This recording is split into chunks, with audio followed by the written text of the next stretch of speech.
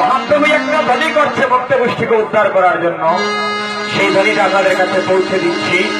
আমি করার পরে আপনারা করবেন। করেই আমরা একটা গান বলি, আমরা নাম যজ্ঞ এখানে ইতি টানবো। জয় রাধে। কেমন ধ্বনি দেখুন।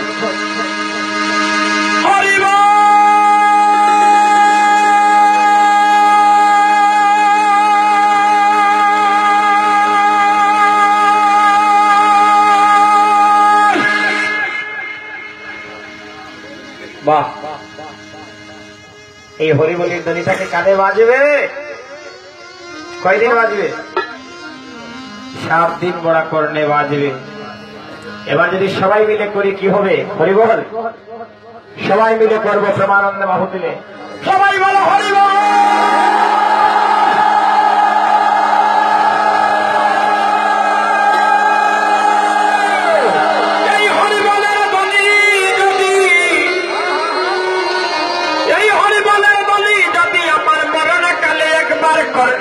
উদয় হয় রে এই হরিবলের ধ্বনি। যদি শেষের দিনে কেউ একবার কর্ণ বলে প্রবেশ করায় রে, তার আসা যাওয়া বারণ হয়ে যাবে। হরিবল। তাই শেষ গানটা বলছি, সবাই মিলে বলবেন।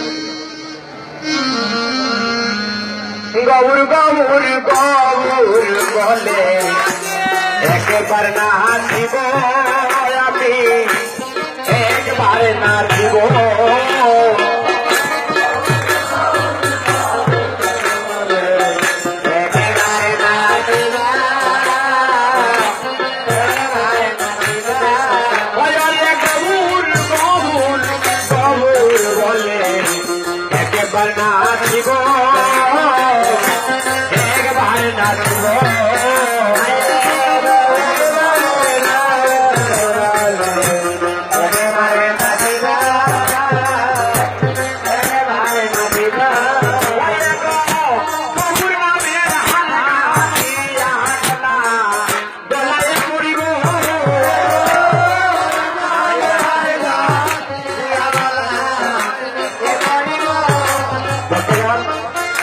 আমার মামাকে যে আমি একটু রেকর্ড করাচ্ছি, কারণ আমি ভারতে যাবো সামনের 9 তারিখে ফাল্গুনে।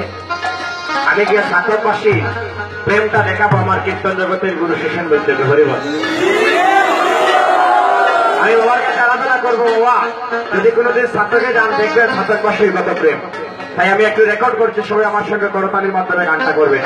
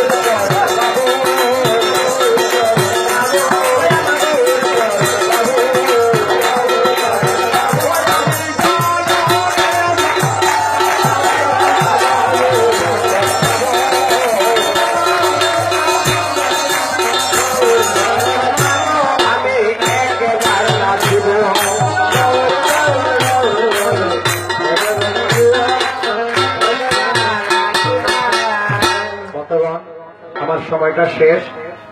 আমি অনেক সময় টেনে আনলাম, অনেক কথা বললাম, অনেক সময় অনেক কটু কথা বলতে পারি আপনাদেরকে। আপনারা মনে কোনো কষ্ট নেবেন না।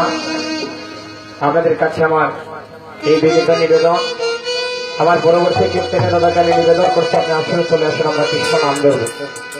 জয় রাধে। ভক্তগণ, আবার যদি কোনদিন দেখা হয়, আসছি ফাল্গুনের 13 তারিখ আসবো। আমি নামটা ভুলে গিয়েছি, আপনাদের পাশে শতকে আবার আসছি।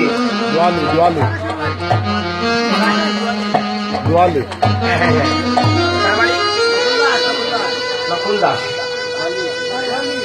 দোয়ালিতে আসছে 26 তারিখ, আর ছাতক আসবো 13 তারিখ। আপনারা একটু কৃপা করবেন।